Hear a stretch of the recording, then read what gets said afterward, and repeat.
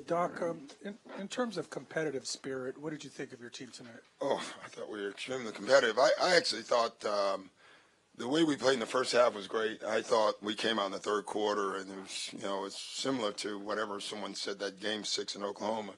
Our energy was flat. Like, they turned their energy up at the beginning of the third, and we were exhausted. I had to call 2 timeouts. You can just see it. And that's not conditioning. That was emotion, And, it was tough. Like, we did make a run and got back in, but now we're, climbing back with a good team. So I like a lot of the things we did tonight. I thought we lost our spirit a little bit in one stretch when they started making just great shots, which we could live with.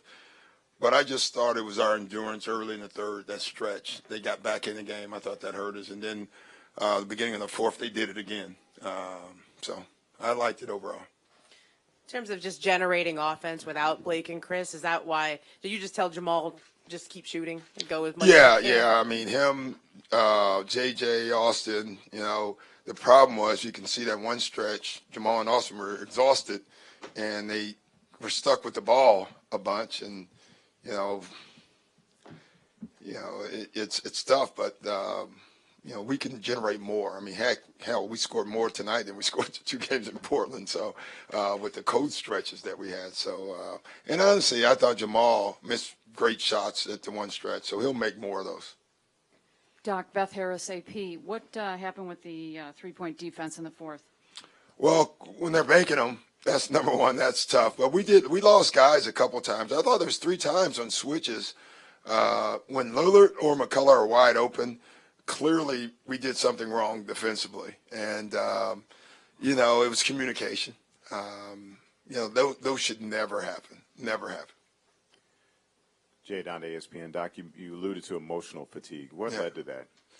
They wanted to win. They were just up, and sometimes you get up too much. They heard the same thing that you guys said. For 48 hours, hard game. Can they win?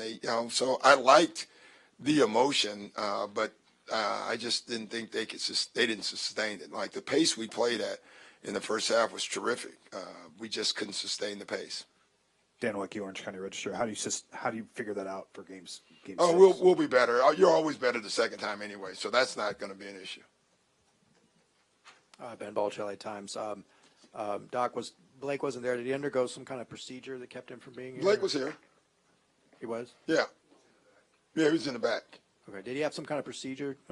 Yes. I don't know what the procedure is. It's the same procedure. About, it wasn't I don't know exactly what it was, but I think the same thing Anthony Davis and a bunch of other guys are doing, the PRP type stuff? Yeah, whatever that stuff is, yeah. We took Advil. we didn't have the stuff they have now, so but that's what he did, the same. Did Chris and Blake talk to the team either like before or during the game? Yeah, they both ran at halftime. Chris obviously, Coach Paul was terrific today. That's what I deemed him before the game. He was great. Blake was great at halftime with the guys. They've been really involved with their teammates, as much as they can be. Michael Pina, Bleacher Report. Doc, what did you think of DeAndre Jordan's performance defensively and then his offensive aggressiveness? Well, I liked it. Overall, we did a couple of things different defensively. I don't know if I like some of them or not yet. I got to watch the film. And whenever we do anything defensively, it affects DJ. We had him away from the rim a couple times, which, in retrospect, I wish he was closer to the rim. He was switching on guards a little bit more, which I thought created confusion more in the first half. The danger with that for us is it makes DJ do a lot of stuff. And I thought it affected him probably as much as anybody in the second half because those same pick and rolls that Jamal and Austin in general were coming off, DJ couldn't roll anymore. He was exhausted. And so they were able to double team our guards. So I got to figure out a better way of preserving DJ because his energy for us is key to us being successful. Yeah, Doc, Steve Springer, USA Today. Could you talk a little bit about starting Paul Pierce? Yeah, we just went with it. Paul didn't have a great game tonight, obviously, but we thought being a veteran, it was the right thing. We wanted to start with shooting on the floor, which I thought, even though he didn't make shots, I thought the spacing was effective for us. So, it was okay. Andy Kamenetsky, ESPN LA. Based on what you saw tonight, do you anticipate any either starting lineup changes or rotation changes? Yeah, I mean, I don't know starting lineup yet, but I definitely saw some things rotationally that we have to do differently for sure.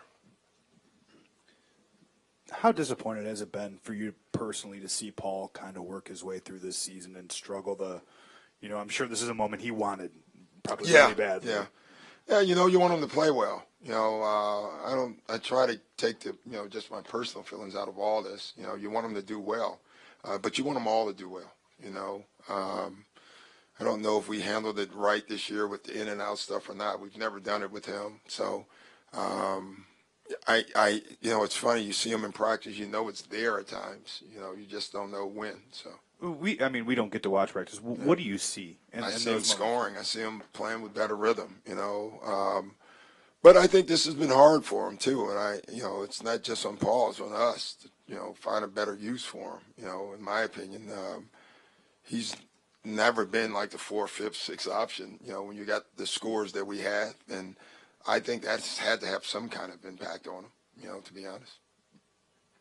Thanks, guys.